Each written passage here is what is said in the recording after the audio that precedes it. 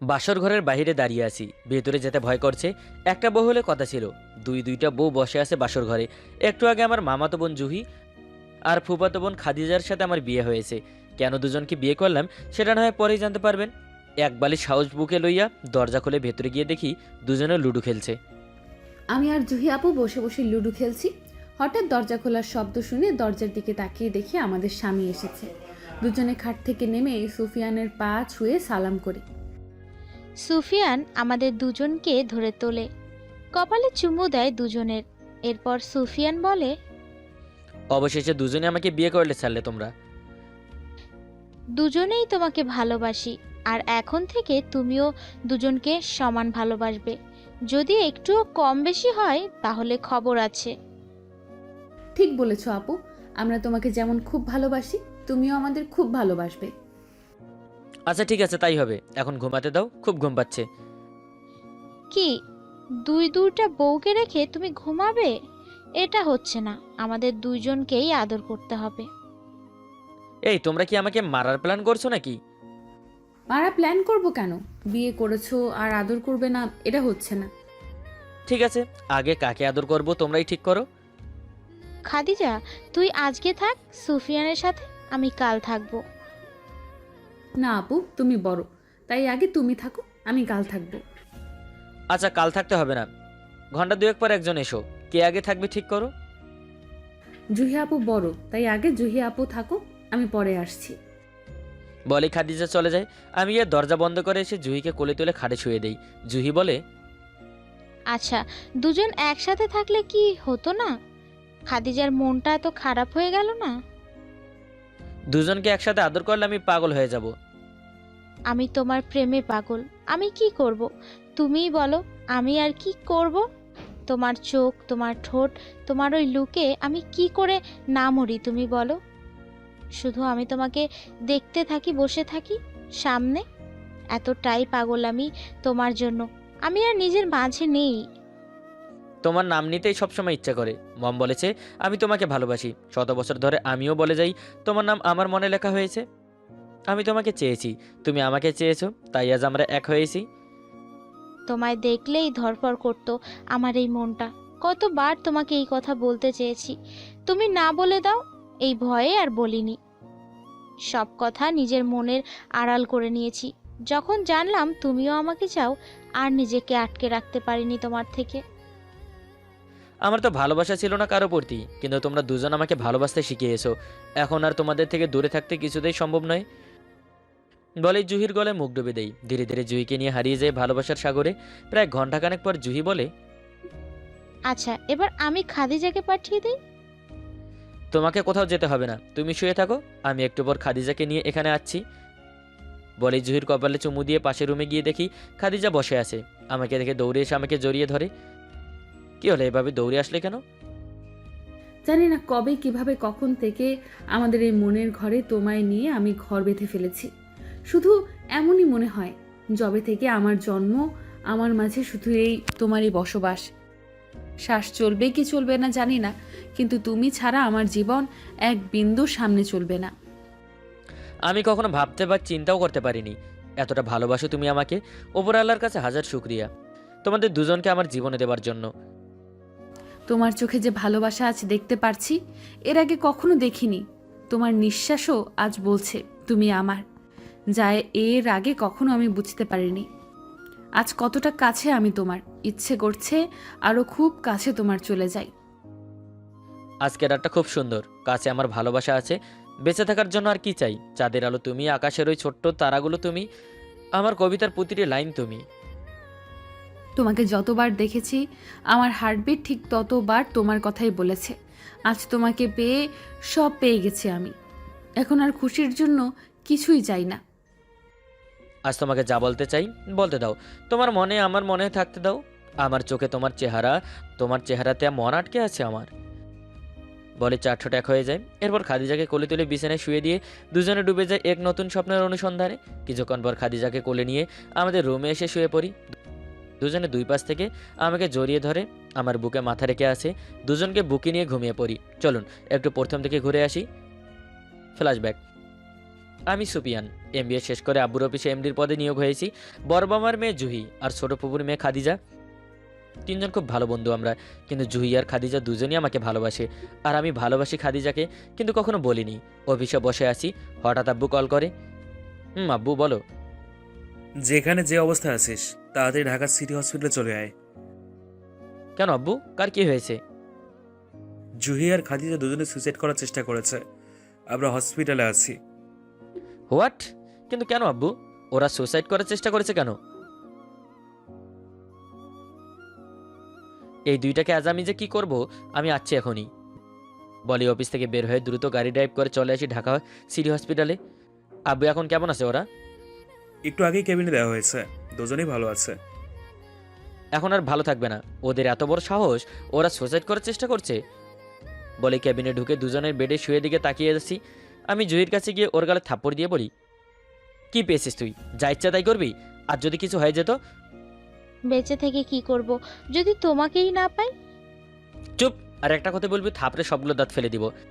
বলেই উঠে খাদিজার কাছে গিয়ে ওর গালে থাপ্পড় দিয়ে বলি, বড্ড পাকনা হয়ে গেছিস না? কে বলেছে তোকে বিষ খেতে? যদি কিছু হয়ে যেত? ও কেন বলবে তোমাকে ভালোবাসি? ও বেঁচে থাকলে আমি তোমাকে পাবো না, তোমাকে ছাড়া আমি বাঁচতে পারবো না। আমাদের চেঁচামেচি শুনে সবাই ভেতরে চলে আসে। আমি বলি, আব্বু, আমি এই দুজনের একজনকেও বিয়ে করব না। তাহলে দুজনকেই করে নাও, কারো কষ্ট হবে না। এটাই ঠিক হবে, দুজনকেই বিয়ে করে ফেল, তাহলে কেউ আর কষ্ট হবে না। আমি রাজি, আমার কোনো সমস্যা নেই। একজনকে সামলাতে আমার জীবন শেষ হয়ে যাবে, আর তুমি বলছো দুজনকে? আব্বু, এই দুইটা আমাকে টর্চার করে মেরেই ফেলবে। কিছুই হবে না, আমি যা বলছি তাই শোন, দুজনকেই বিয়ে করে নে, সবাই খুশি হবে এতে। ঠিক আছে, তাহলে তাই করো। এরপর কাজীটাকে হসপিটালে আমাদের বিয়ে পড়িয়ে দেয়। কিছু সময় পর দুজনকে নিয়ে বাসায় চলে আসি। পার্লার থেকে মেয়েরা এসে দুজনকে সাজিয়ে দিয়ে চলে যায়। আম্মু দুজনকে আমার রুমে রেখে চলে আসে। আর বাকিটা তো জানেন। বর্তমান সকালে ঘুম থেকে উঠে দেখি আমি আর খাদিজা সুফিয়ানের বুকে শুয়ে আছি। সুফিয়ানের কপালে চুমু দিয়ে উঠে ওয়াশরুমে গিয়ে গোসল করে এসে চেঞ্জ করে নিচে চলে আসি। ঘুম ভাঙতেই দেখি রাতে যেভাবে সুফিয়ানের বুকে শুয়েছিলাম এখনো সেভাবেই আছি। জুহি আপু পাশে নেই। এই ওঠো, সকাল হয়ে গেছে। একটু ঘুমাতে দাও না, রাতে তোমাদের দুজনের জন্য ঘুমাতে পারিনি। আর ঘুমাতে হবে না, এখন ওঠো, না হলে কামড়ে দিব কিন্তু। এই সকাল সকাল বউয়ের এমন টর্চার ভালো লাগে? কি আর করবো। উঠে দুজনে ফ্রেশ হয়ে নিচে এসে সবার সাথে খাবার খেয়ে নেই। এরপর রুমে এসে দেখি এক হাতে শার্ট প্যান্ট নিয়ে দাঁড়িয়ে আছে, আর অন্য বউ ব্লেজার আর অফিসের ব্যাগ নিয়ে দাঁড়িয়ে আছে। এরপর চেঞ্জ করে দুজনে কপালে চুমু দিয়ে চলে যায় অফিসে।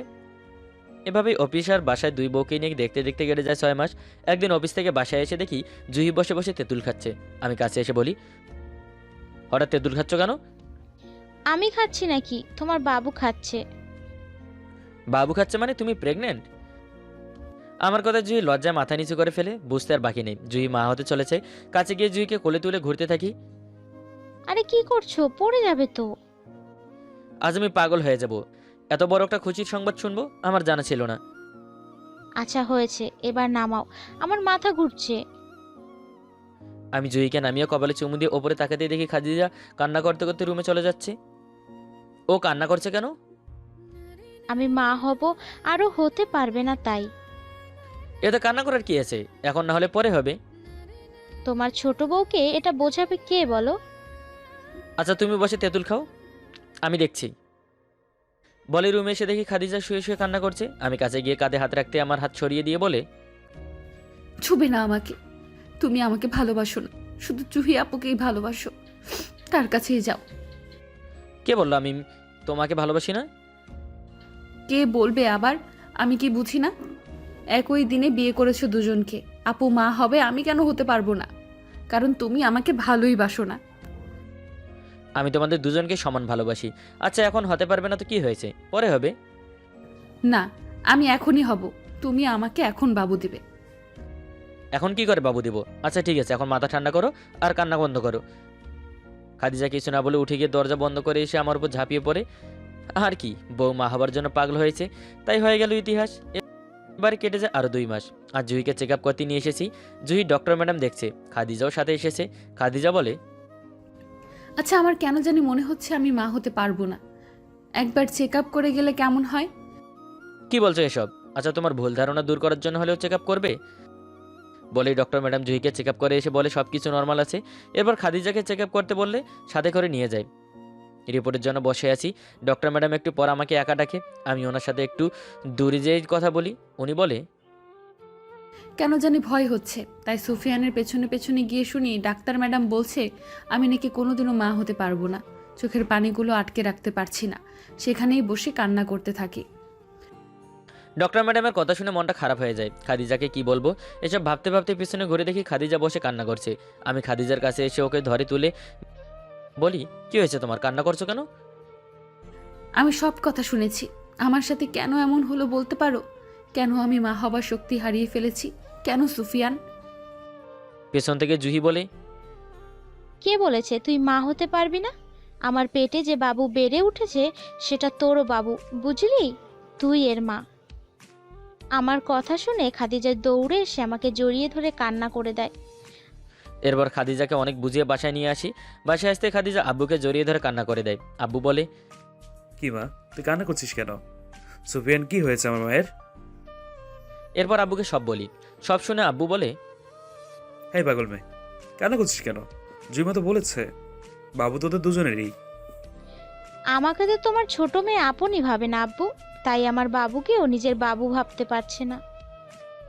এই কথা বলো না আপু, এই দেখো আমি আর কাঁদছি না। এখন থেকে তোমার বাবু আমারও বাবু। আরও কিছু সময় আব্বুর সাথে কথা বলে তিনজন রুমে চলে আসি। খাদিজা বলে, আপু, আজ থেকে তোমার সব কাজ করা বন্ধ। আমাদের বাবুর খেয়াল রাখবে শুধু। সব কাজ আমি করব। আর বাবু হওয়ার পর প্রথমে আমি কোলে নেব, আর আমাকেই প্রথমে আম্মু বলবে। আমি সব করব বাবুর, এই বলে রাখলাম। আমার ছোট বোনটা অনেক বড় হয়ে গেছে, আমাকে শাসন করছে। আচ্ছা তুই যা বলবি আমি এখন থেকে তাই শুনবো। আচ্ছা, অনেক কথা হয়েছে, আর সারাদিন অনেক ছোটাছুটি করতে হয়েছে। এসো তিনজনে শুয়ে একটু রেস্ট নেই। বলে দুজনকে বুকে নিয়ে শুয়ে পড়ি। এভাবেই কাটছে দিনগুলো। আর জুহির ডেলিভারি, তাই হসপিটালে নিয়ে এসেছি। খুব ভয় হচ্ছে কেন জানি। খাদিজা আমাকে জড়িয়ে ধরে বসে আছে। প্রায় 2 ঘন্টা হয়ে গেছে, এখনও ডক্টর বের হচ্ছে না। ভয়টা আরও বাড়তে থাকে। প্রায় 3 ঘন্টা পর ডক্টর বের হয়ে মুখটা কেমন ফ্যাকাশে। আমি ডক্টরের কাছে গিয়ে বলি, ডক্টর, আমার ওয়াইফ বাবু কেমন আছে? দুজন সুস্থ আছে তো? ডাক্তারের কথা শুনে মাথায় যেন আকাশ ভেঙে পড়ে। ডক্টর জানায় আপুকে বাঁচানো সম্ভব হয়নি। জুহি আপুর হাতে আর অল্প কিছু সময় আছে। আমাকে আর সুফিয়ানকে ডাকছে। সুফিয়ান সেখানেই বসে পড়ে। আমি গিয়ে সুফিয়ানকে জড়িয়ে ধরেই কান্না করে দেই। একটু পরে জুহিকে কেবিনে দেয়া হয়। খাদিজাকে নিয়ে কেবিনে যেতেই জুহি বাবুকে খাদিজার কোলে দিয়ে বলে, খাদিজা, এই নে, আজ থেকে তুই ওর মা। আমার ছেলেকে তুই দেখে রাখিস, নিজের ছেলে ভাবিস আজ থেকে। আর এই পাগলটার খেয়াল রাখিস। আমার কাহিনী এখানেই শেষ। এই কথা বলো না আপু, তুমি আমাদের ছেড়ে যেতে পারো না। তোমার কিছু হবে না। আমি পাথরের মতো এক দৃষ্টিতে তাকিয়ে আছি জুহির দিকে। জুহি আমাকে বলে, আমার সাথে কথা বলবে না সুফিয়ান? আর কিছু সময়ের মেহমান আমি, তোমার বুকে মাথা রেখে আমাকে বিদায় দিবে না? সুফিয়ান জুহি আপুকে জড়িয়ে ধরে কান্না করতে করতে বলে, এভাবে আমাদের ছেড়ে যেও না জুহি, আমরা তোমাকে স্যার থাকবো কি করে? আমাকে কখনো ভুলে যাবে না তো সুফিয়ান? একটু পর জুহি আমাদের ছেড়ে দেয়। জুহিকে কোলে নিয়ে জড়িয়ে ধরে কান্না করছি। খাদিজা আমার কাছে এসে আমাকে কাঁধে মাথা রেখে কান্না করছে।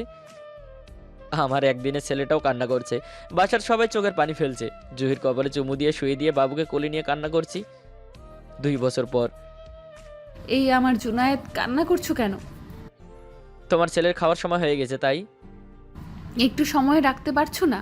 দাও আমার কাছে। তোমাকে দিয়ে একটা কাজও হয় না।